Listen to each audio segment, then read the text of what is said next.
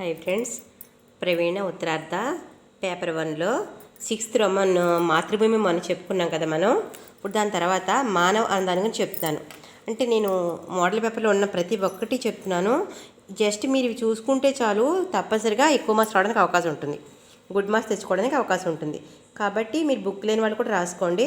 ఇలా చాయిస్ ఉంటుంది కాబట్టి చాయిస్ పై చెప్తున్నాను. కాబట్టి ఏదో ఒకటి ఖచ్చితంగా మనకి వచ్చే ఎగ్జామ్స్లో వస్తుంది.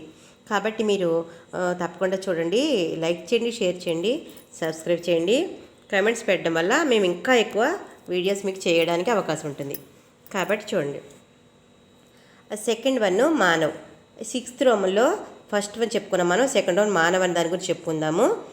कविता परिचय. मनुष्य सुंदर और श्रेष्ठ है जब भलाई करता है, तब मनुष्य सुंदरतम और श्रेष्ठतम हो जाता है. कवि अपना यही विचार इस कविता में बताते हैं. మీదంతా అక్కర్లేదు, మీరు కవితా పరిచయం అని చెప్పిన తర్వాత మనుష్య సుందర ఔర్ శ్రేష్ఠ హై అని చెప్పేసి తర్వాత కవి అపని యహీ విచార్ ఇస్ కవితామే బాతాతే హై అని మీరు సింపుల్గా రాసుకోండి. మొత్తం యాజ్ ఈజ్గా అక్కర్లేదు, నేను ఎక్స్ప్లెయిన్ చేసినా కూడా మీరు మెయిన్ పాయింట్స్ సింపుల్గా రాసుకుంటే మీకు అవకాశం మంచిగా మార్క్స్ రావడానికి అవకాశం ఉంటుంది. మొత్తం అంతా యాజ్ ఈజ్గా రాయడానికి అవ్వదు కదా. సో నేనైతే ఎక్స్ప్లెయిన్ చేస్తాను, మీరు ఈజీ పాయింట్స్ తీసుకుని సింప్లిఫై చేసుకోండి. కవిత సారాంశాన్ని పెట్టండి, సైడ్ హెడ్డింగ్స్ మాత్రం కంపల్సరీ పెట్టండి. कविता का सारांश. कविवर पंत कहते हैं कि पक्षी सुंदर है, फूल सुंदर है, हे मानव तुम सबसे सुंदर हो, సృష్టి కా హర్ కణ్ సుందర హై. ఈయన ఛాయావతి కవి కదా. కవి పరిచయం గురించి మనం చెప్పుకున్నాము. సుమిత్రానంద పంత గురించి కవి పరిచయంలో మనం ఆయన గురించి చెప్పుకున్నాము.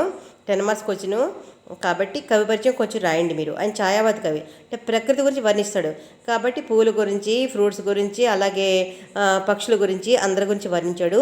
మానవులు అందరికంటే అందమైన వాళ్ళని వర్ణించారు. ఉన్ సబ్ కణంసే తుమ్ అతి సుందర హై అని చెప్తూ ఉన్నాడు సుమిత్రానంద పంత్ గారు అనమాట ఈ పాటల్లో. నెక్స్ట్ చూడండి. यौवन के प्रकाश से तुम्हारी शरीर चमकता है, तुम्हारी त्वचा कोमल है, तुम्हारे हर अंग में सौंदर्य मौजूद है, तुम्हारी सुंदरता पर पूरी प्रकृति को त्यागा जा सकता है, तुम पर प्रकाश का रूप रंग छाया हुआ है. అంటే ఏదైనా చూడండి, యవ్వనంలో అంటే ఏజ్లో, మంచి ఏజ్లో ఉన్నప్పుడు ఎలా ఉంటారు, చాలా అందంగా అనిపిస్తారు.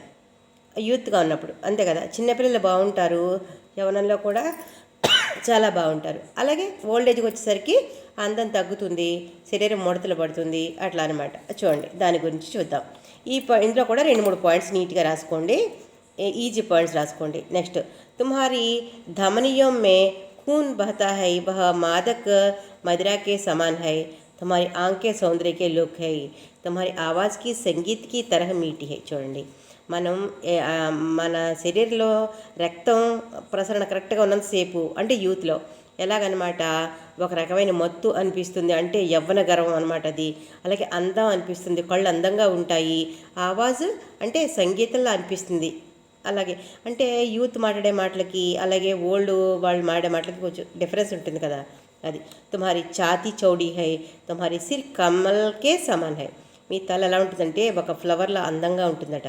తుమ్హారీ భుజాయేం లంబీ హై, తుమ్హారీ హాత్ పావు, తుమ్హారీ ఉంగలియా నక్ సభీ సుందర హై. అంటే వేళ్ళు గోళ్ళు కూడా చాలా అందంగా ఉంటాయని వర్ణించారు. తుమ్హే యవ్వన్కి సుగంధక వరదాన్ మిలా హై. యవ్వనం అంటే అది భగవంతుడు ఇచ్చిన ఒక అందమైన వరం. అలాగే చూడండి, ఇవన్నీ మొత్తం అక్కర్లేదు, కొన్ని మెయిన్ పాయింట్సే రాయండి.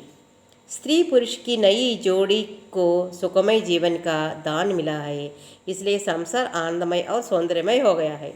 तुमको पहला प्यार का आनंद मिला है, इसलिए यह संसार मधुर स्वर्ग सा मालूम होता है. అంటే యవ్వనంలో స్త్రీ పురుషులకి పెళ్లి చేస్తాము, అలాగే వాళ్ళు అందంగా ఆనందాలు అనుభవిస్తారు. ఆ తర్వాత వాళ్ళ జీవితం మధురంగా ఉంటుంది. ఓకే, దాని తర్వాత చూడండి. यही नहीं तुमको आशा अभिलाषा और उच्च आकांक्षा भी मिली है. ఆ తర్వాత ఆశలు మొదలవుతాయి. कर दिखाने के लिए अगणित काम तेरे सामने है, तुम विघ्नों पर विजय पाते हो, तुमको खुद पर भरोसा है. మంచి కోసం మనం భరోసా, నమ్మకం ఉంచుకోవాలి. ఇంకా భలే బురే కా జ్ఞాన్ హై, ఏది మంచి ఏ చెడు తెలుసుకునే జ్ఞానం ఉంటుంది. तुमको सत्य प्यारा है, तुम अच्छे गुणों से భూషిత్ హో, నువ్వు మంచి గుణాలు ఉన్నవాళ్ళ ఉంటావు. तुम्हारे दिल में सहृदयता, त्याग और सहानुभूति का निवास है. నీ యొక్క హృదయంలో సహృదయం, మంచి హృదయము, త్యాగము, ఎదుటి వాళ్ళ మీద సానుభూతి ఇవన్నీ ఉంటాయి. తుమ్ము సభ్య హో, తుమ్హారి సంస్కృతి స్వర్గ की సంస్కృతి హై. నీ యొక్క సంస్కృతి అంటే కల్చర్ చాలా మంచిది. मनुष्यों को एक दूसरे की पूरक होना चाहिए. इससे मनुष्यता का विकास होता है. మనుషుడు అంటే నిజమైన వాడు ఇలాగా. సబ్ లోగోం సే ఏక్ మనుష్యకు మదద్ మిల్తే హై. ఒకరికొకరు సహాయం చేసుకుంటూ ఉంటారు. ఏక మనుష్య సబ్కి మదద్ కర్తా హై.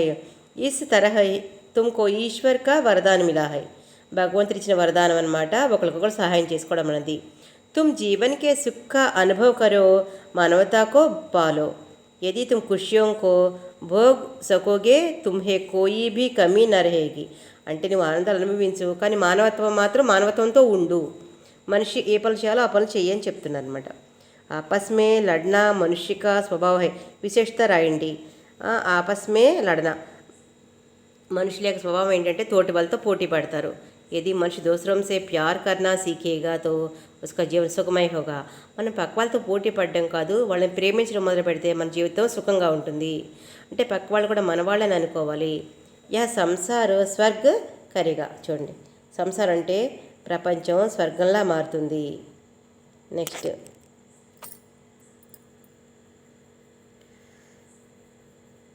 उसकी जीवन सुखमय होगा या संसार स्वर्ग बनेगा. यही बात इस कविता में अनुपम ढंग से बताई गई है. నెక్స్ట్ ఓకే, ఇంకొక చాయిస్ కూడా మనం చెప్పుకుందాము. మీరు ఈ 3 చదివితే ఏదైనా కానీ మీకు 10 మార్క్స్ తెచ్చి పెడతాయి. ఈ 3 చూసుకోండి, ఏదో ఒకటి ఖచ్చితంగా ఎగ్జామ్లో వస్తుంది. శ్రద్ధ అనే చూడండి, కవి పరిచయ. శ్రద్ధ నామ కవిత శ్రీ జయశంకర్ ప్రసాద్కి కవిత హై. జయశంకర్ ప్రసాద్ గారు దీని గురించి రాశారు. आप नाटककार और कहानीकार भी थे. आपकी भाषा में संस्कृत के कई शब्द मिलते हैं. చూడండి, ఈ కవిత కే కవి జయశంకర్ ప్రసాద్ జీ అని రాసేసేయచ్చు. ఈయన నాటకకార్ ఎవరు కహానీకార్ బీతే అని రాస్తే సరిపోతుంది. కవి పరిచయం మళ్ళీ ఇస్తున్నాడు చూడండి, ఇక్కడ సింపుల్గా రాయండి. जयशंकर प्रसाद जी महान काव्य कामायनी है. ये कविता उसी काव्य का लघु अंश है. प्रलय में सब कुछ नष्ट हो जाता है. मनु अकेले है इसलिए दुखी है. इस संदर्भ में श्रद्धा वहाँ आती है. इस कविता में उन दोनों के मिलन का वर्णन है. కవి పరిచయంలో ఏమిచ్చాడంటే, జయశంకర ప్రసాద్ గారు కామాయని అనే మహాకావ్యాన్ని రాశారు. అందులో మను అనేవాడు ఒక్కడే ఉంటాడు. అందులో ప్రళయం వచ్చినప్పుడు ఆయన ఒక్కళ్ళే ఈ సంసారాన్ని వృద్ధి చేస్తాడు అని ఈయన గురించి మనకిచ్చారు, ఆయన గురించి వర్ణించారనమాట. చూడండి, కవితాక సారాంశ. సింపుల్ పాయింట్స్ మాత్రం రాసుకోండి, మొత్తం యాజ్ ఈజ్గా వద్దు, అంతా చదవలేరు. సింప్లిఫై చేసుకోండి. బుక్ చూడండి, నేను చెప్పింది వినండి. కవితాక సారాంశ. శ్రద్ధ అనే మనుసే పూచాకి తుమ్ కౌన్ హో. శ్రద్ధ అనే అమ్మాయి ఉంటుంది, అందులో మనుతో అంటుంది ఏమని, తుమ్ కౌన్ హో, నువ్వెవరివి అంటే మను ఉంటాడు, శ్రద్ధ అనే అమ్మాయి ఒక్కతి ఉంటుందన్నమాట అక్కడ. చూడండి, తుమ్ క్యోమ్ ఇస్ తరహ చుప్చాప్ బైఠే హో. మను ने श्रद्धा की बातें सुनी. उनके श्रद्धा की आवाज़ भ्रमर की गुंजार प्रतीक होने लगी. మను ఒక్కడే ఉంటాడు మౌనంగా ఒక రాతి మీద కూర్చొని ఒక చెట్టు కింద. మొత్తం అంతా ప్రళయంగా ఉంటుంది. అందులో శ్రద్ధ అని ఒక అమ్మాయి మాత్రం ఉంటుంది. ఆ అమ్మాయి తుమ్ కౌన్ హో అని అడుగుతుంది అనమాట. ఆ సౌండ్ ఒకతే అతనికి ఎలా వినిపిస్తుంది, వేణ తీగలా వినిపిస్తుంది. ఇస్ పర్ మను ప్రసన్న హుయే, ఆనందపడతాడు. ఎవరు, ఈ ఏకాంతంలో ఒక అమ్మాయి వచ్చింది నా దగ్గరికని. శ్రద్ధ కా ముఖ్ కమల్కే సమాంత. శ్రద్ధ యొక్క ఫేస్ కమలంలా ఉంటుందట. ఉస్కి వాణి ప్రథమ్ కవికే మధుర కవితకే సమాంతి. చూడండి, గొప్ప కవి యొక్క వాయిస్ లాగా ఉంది. మనుకో ఏక్ జటకా సాలాగా వే శ్రద్ధకి ఓర్ తాక్తే రహే. శ్రద్ధ ఉన్కే మనకో లోడ్తే లగే. శ్రద్ధ వైపు చూస్తాడు, శ్రద్ధ అతన్ని ఆకర్షిస్తుంది. వే జాన్నా చాతే హై కి ఐసా మీఠా సంగీత్ గానే వాలే కౌన్ హై వే అప్నే కుతూహల్కో దబా నా సకే. నువ్వు నీ వాయిస్ ఎంత స్వీట్గా ఉంది, ఎంత మధురంగా పాడుతున్నావు, నువ్వు ఎవరో నువ్వు అని చెప్పి అడుగుతాడనమాట. मनु ने देखा कि श्रद्धा की आंखें सुंदर और जादू भरी थी. फूलों से लदी लता और चांदनी में नहाकर आने वाली बिजली की तरह उसके शरीर सुंदर था. అంటే మను ఆమెని శ్రద్ధను చూస్తాడు. ఆమె కళ్ళు చాలా అందంగా ఉన్నాయి, మాయ చేస్తున్నాయి. అలాగే ఆమె పూలల్లో నుంచి వెన్నెల్లో నుంచి వచ్చిన మెరుపు తీగలాగా ఉందంటున్నాడు. श्रद्धा नीले रंग की साड़ी पहनी थी. वह उसके पूरे शरीर को छिपा नहीं पाती थी. उसका मुख घने बादलों को भेद कर निकलने वाले सूरज के समान था. ఆమె యొక్క ఫేసు సూర్యుడిలా ఉందట. ఆమె నీలం రంగు సాడీ కట్టుకుందట. ఆమె శరీరం కూడా చాలా అందంగా ఉంది అని చెప్తున్నాడు. ముఖము బాధలు అంటే మేఘాల్లాగా ఉంటున్నాయట, మేఘాల నుంచి బయటకు వచ్చిన చంద్రుడిలాగా. ఉస్కే బాల్ గుంగురాలే తే, ఆమెకు బాల్ అంటే వెంట్రుకలు, కర్లీ హెయిర్ ఉందన్నమాట ఆమెకి. ఉస్కా ముష్కాన్ నయే పత్తే పర్ సోనే వాली కిరణ్ కే బరాబర్ తా, ఆమె యొక్క నవ్వు, ముష్కాన్ అంటే చిరునవ్వు ఎలాగుంది, ఆకులలో వచ్చేటువంటి మెరుపులా ఉందట. मनु ने श्रद्धा को जवाब दिया कि मेरे जीवन निरुपाय हो गया है, मैं शून्य में फिरने वाली उल्का के समान हूँ. यदि चट्टान या చూడండి, నేను ఒక్కడనే ఉన్నాను శూన్యంలో, అలాంటి సమయంలో నువ్వు నాకు కనిపించావు, నేను రాతి మీద ఒక్కడనే కూర్చుని ఉన్నాను ఒంటరిగా అని చెప్తున్నాడట అతను. చూడండి, ఇంకా బనా హోతాత. నెక్స్ట్ మనం ఈరోజు చెప్పుకోబోయే వీడియోలో ఇంతకుముందు మనం చెప్పుకున్నాం కదా, ఇప్పుడు 7th మనం 10 మార్క్స్ టిప్పణి చెప్పుకుందాం అనుకుంటున్నాము. పరశురామ్ అని ఒకటి ఉంది, దాని తర్వాత యుధిష్ఠిర్ అని ఒకటి ఉంది. యుధిష్ఠిర్, ఈ రెండు చెప్పుకుంటే మనం ఫస్ట్ పేపర్లో మొత్తం అన్నీ చెప్పుకున్నట్టే. ఓకే, రేపు సెకండ్ పేపర్ స్టార్ట్ చేసుకుందాం. కాబట్టి మీరు స్కిప్ చేసేయద్దు. నేను చెప్పే ప్రతి ఒక్కటి చూడండి, నేను చాలా కష్టపడి చెప్తున్నాను మీకోసం. చూడండి, పరశురామ్ చెప్తున్నాను కదా, మొత్తం అంతా రాయిద్దని మెయిన్ పాయింట్స్ మాత్రమే నేను చదివి చెప్తాను, మీరు మెయిన్ పాయింట్స్ అండర్లైన్ చేసుకుని రాసుకోండి. परशुराम रामायण में भी आते हैं और महाभारत में भी आते हैं. చూడండి, రామాయణంలోనూ భారతంలోనూ కూడా ఉన్నాడట. कहा जाता है कि हर युग में परशुराम रहते हैं. रश्मि नदी के आधार पर परशुराम पर टिप्पणी लिखी जाती है. कवि परशुराम के आश्रम का वर्णन करते हुए कहते हैं कि वहाँ तप के साधन भी मौजूद है और अस्त्र शस्त्र भी मौजूद है. ఇక్కడ ఫస్ట్ 2 పాయింట్స్ రాయండి. మహాభారత్ మే ఆతే హై ఇది ఉంది కదా, అలాగే रश्मि नदी आधार पर टिप्पणी आते हैं. చూడండి, ఇంతవరకు రాయండి, ఇంకా రిమైనింగ్ వద్దు. నెక్స్ట్, उसे देखने पर मन में श्रद्धा भी पैदा होती है. చాలు, ఇంకా इसी से उनका चरित्र हमें मालूम हो जाता है कि ఈ పాయింట్ రాయండి మరి. मालूम हो जाता है कि परशुराम वेद पाठ करने वाला,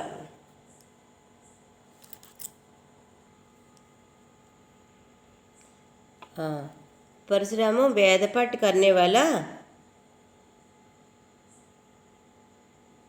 वाला ब्राह्मण भी है. और శస్త్ర ప్రయోగ करने वाला వీర్ भी थे. అంటే పరశురామ బ్రాహ్మణుడు, వేద పాఠాలను చదువుకున్నాడు, అస్త్రశస్త్ర ప్రయోగాలు కూడా తెలుసు, ఆయనకి యుద్ధ విద్య బాగా తెలుసు. परशुराम करने से कहते हैं कि तुमको कठोरता से चलता हूँ, इसलिए तुम पौष्टिक आहार करो.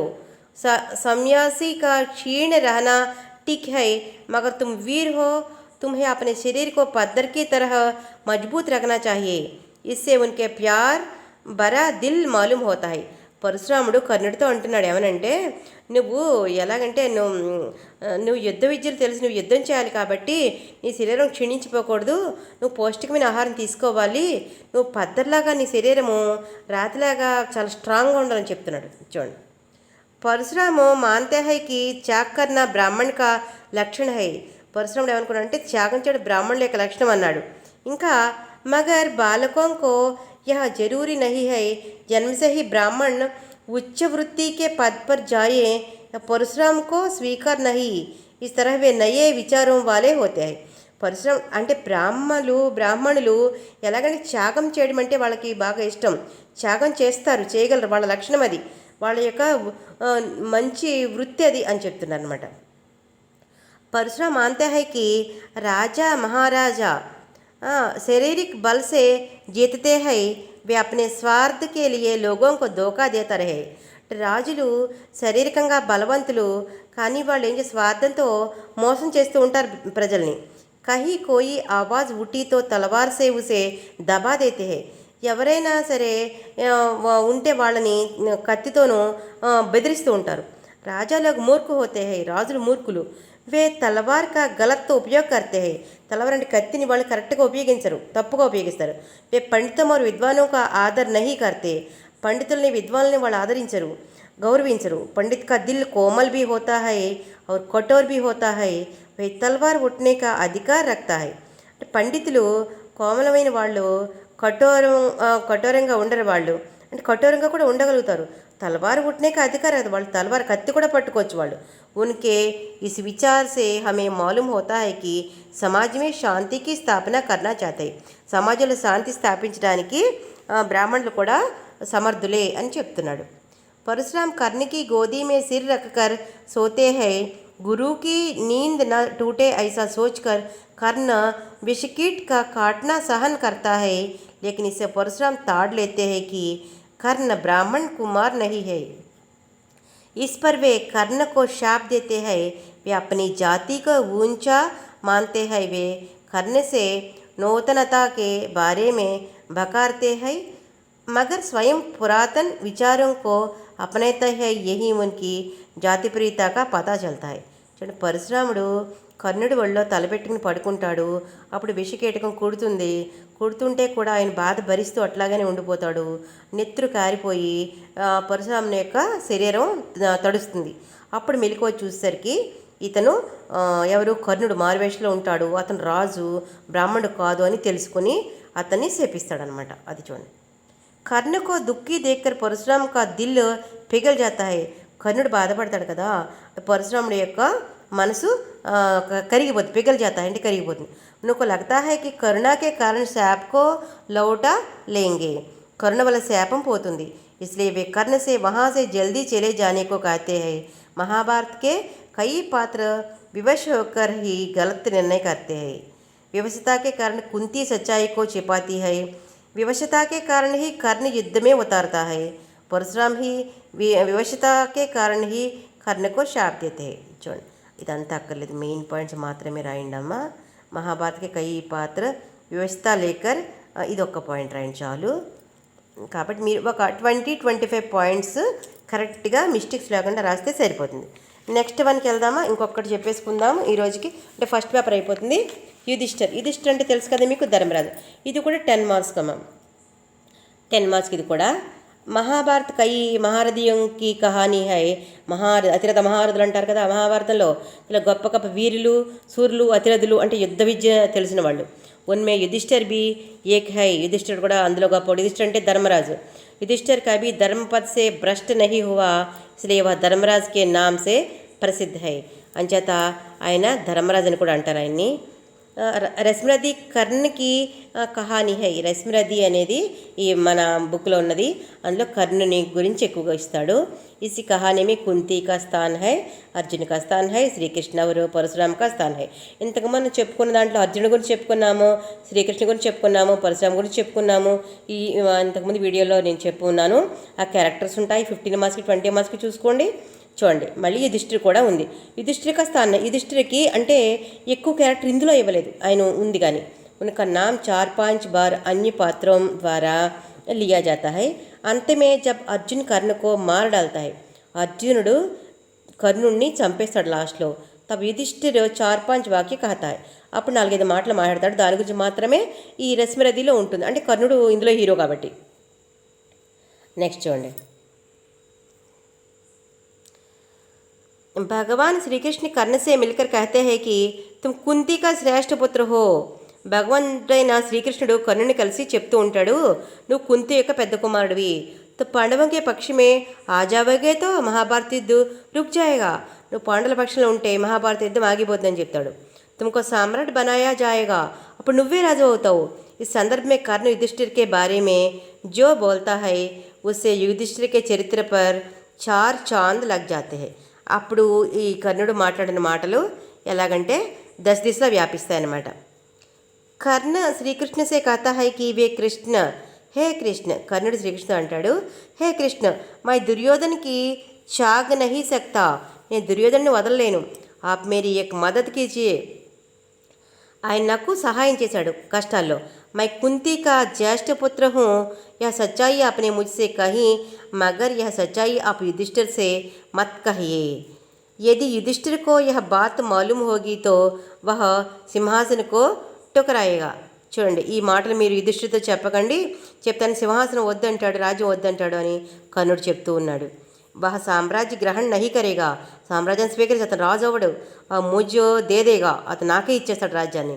మైబూసే దుర్యోధన్కో దే దూంగా, కానీ దుర్యోధనుడికే ఇచ్చేస్తాడు. कर्ण की इस बात से पता चलता है कि युधिष्ठिर सचमुच धर्मराज है. युधिष्ठिर निजंगा धर्मराजे. उसे किसी भी वस्तु से मोह नहीं है ధర్మరాజుకి అంటే యుధిష్ఠిరికి నిజంగా కూడా కాంక్ష లేదు, కోరికలు లేవు, మోహం లేదు. अर्जुन कर्ण को मार डालता है उसे सदर में युधिष्ठिर श्री कृष्ण से कहता है कि हे केशव, मुझे विश्वास नहीं था कि अर्जुन कर्ण को मारेगा. सौभाग्य से ही हमारी जीत हुई. युधिष्ठिर को कर्ण की महानता मालूम थी. युधिष्ठिर के कर्ण యొక్క గొప్పతనం తెలుసు. दृष्टि के बारे में रश्मिरथी काव्य में इतना ही कहा गया है. इस अन्य चित्रण से ही हमें मालूम होता है कि वह सचमुच ధర్మరాజే. ధర్మరాజు నిజంగా కూడా ధర్మరాజే. అన్నీ కూడా ధర్మంగా ఆలోచిస్తారు కాబట్టి ఆయన ధర్మరాజు అయ్యాడు. ఓకేనా? ఎన్ఎఫ్.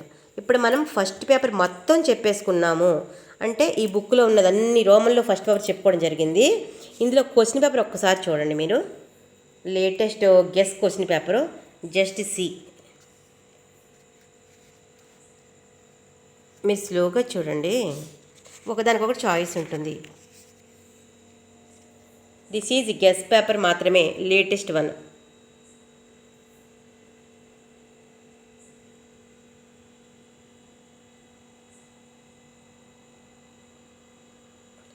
ఒకదానికొకటి చాయిస్. నేను ప్రతి ఒక్క రోమన్ చెప్పాను, పోయమ్స్ కూడా మనం చెప్పుకోవడం జరిగింది. ఓకేనా? చూడండి, కబీర్, తులసి, రసకాన్ ఇవన్నీ చెప్పాను. రశ్మిరథి చెప్పాను, అర్జున్ చెప్పాను.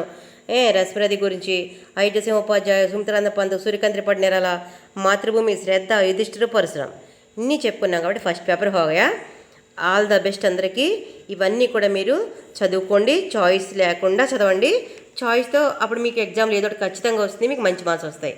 రేపు సెకండ్ పేపర్ చేస్తానమ్మా. All the best, good luck.